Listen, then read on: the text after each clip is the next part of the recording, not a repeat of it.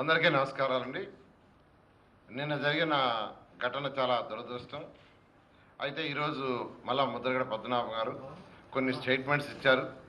అది చాలా తప్పు. ఎందుకంటే ఇది చేసింది తెలుగుదేశం పార్టీ అని చెప్పడం నిజంగా ప్రజలని అడ్డదారులు పట్టిస్తున్నారు. ఎందుకంటే రాస్తా రోకో చేస్తామని, రైలు రోకో చేస్తామని అంతకుముందు ఏమైనా చెప్పారా? ఆ స్థలంలో జరగద్దని ఎవరికైనా తెలుసా? డయాస్ మీద ఉండి అక్కడికక్కడ అనౌన్స్ చేసి లక్షల మంది ప్రజలుంటే వాళ్ళని రెచ్చగొట్టి నేరుగా అక్కడికి పోయారు. అంటే ఆ స్థలానికి అక్కడికి పోయేది వారికి తప్పితే రెండో వాళ్ళకి తెలియదు. ఆయన మైండ్కే తెలుసు.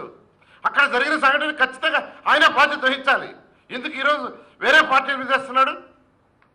ఎవరికి తెలుసు అక్కడికి పోయేది? ఆయన మైండ్కే తెలుసు. డయాస్ మీద ఎవరు అనౌన్స్ చేశారు?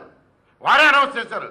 కానీ 100కి 100 రూపాయలు అక్కడ జరిగిన సంఘటనకి వారొక్కరే బాధ్యులు. ముందుగా ఎవరికైనా తెలుసుండి అక్కడ ఆ సంఘటన జరుగుంటే వాళ్ళు బాధ్యత వహిస్తారు. ఎవరికి తెలియదు. ఎవరన్నా 1,00,000 మంది జనాభా ఉన్నప్పుడు, సభ ఉన్నప్పుడు ఎవరన్నా రెచ్చగొడతారండి? ఇలా రాస్తారోకలు చేస్తారా? పర్మిషన్ ఇచ్చింది ప్రభుత్వం సభ పెట్టుకోవడానికి. చక్కగా చెప్పనండి, తప్పు లేదు, జరిగిపోయింది. జరిగిన సంఘటనకి తప్పు జరిగిందని చెప్పకుండా ఈరోజు తెలుగుదేశం పార్టీ మీద మళ్ళా మచ్చేస్తున్నాడు. ఇది రాష్ట్ర ప్రజలందరూ గమనిస్తున్నారండి. ఎంతసేపటికి జీవో 30 అంటున్నారు. నిన్న సీఎం చాలా క్లియర్గా చెప్పారు, జీవో 30 ఇవ్వడానికి నాకు అభ్యంతరం లేదు. ఎవరైతే జీవో 30 కావాలని అంటున్నారో వాళ్ళు రండి ముందుకి. ఈ కులానికి సంబంధించిన రాండి, కాపు కులానికి సంబంధించిన పెద్దలు. అయితే కండిషన్, ఆ 30 జీవో ఇచ్చిన తర్వాత లీగల్గా ఆగిపోతే బాధ్యత మాది అని వహించాలి, చెప్పాలి అని ఇచ్చినారు. ఎందుకంటే జీవో 30లో ఏమున్నది?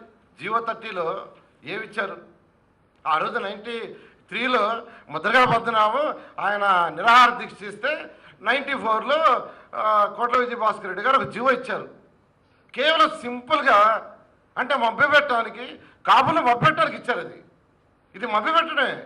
దాంట్లో ఎంత పర్సెంటేజ్, 1%, 2%, 3% చెప్పరా? అంతేకాకుండా కేటగిరీ ఏనా, బీనా, సీనా, డీనా లాంటి ఇంకో కేటగిరీ ఏమైనా చేస్తారో చెప్పలా?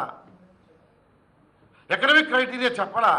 ఏమి చెప్పకుండా ఒక కాగితం ఇచ్చేసేసి మభ్యపెట్టి మళ్ళా ఇంకోటి ఏంటంటే కమిషన్ రిపోర్ట్ వచ్చిన తర్వాత అవన్నీ తేలుస్తూ ఉన్నారు. మీకు ఇంకొక విషయం చెప్తున్నాను.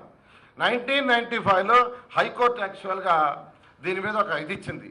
దాంట్లో చాలా క్లియర్గా it is only after such report is submitted the state government is empowered to take a decision in an objective manner.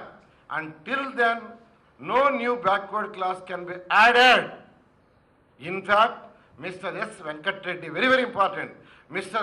S. Venkat Reddy, the learned Advocate General, made a statement before the court that the GO will not be given effect to until such a report is submitted by BC Commission.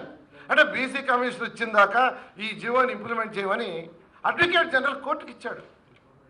ఈ విషయాన్ని DOS మీద చెప్పొచ్చు కదా. ఈ ఇచ్చిన GO commission వచ్చిన దాకా పనికిరావద్దని ఎందుకు చెప్పలేదు ఆయన? అంటే అవసరమైన మాత్రం రెచ్చగొడుతున్నాడు. ఏదైతే నిజంగా కోర్టు జడ్జిమెంట్లో చెప్పట్లా. Paragraph number 41 in GO 1995.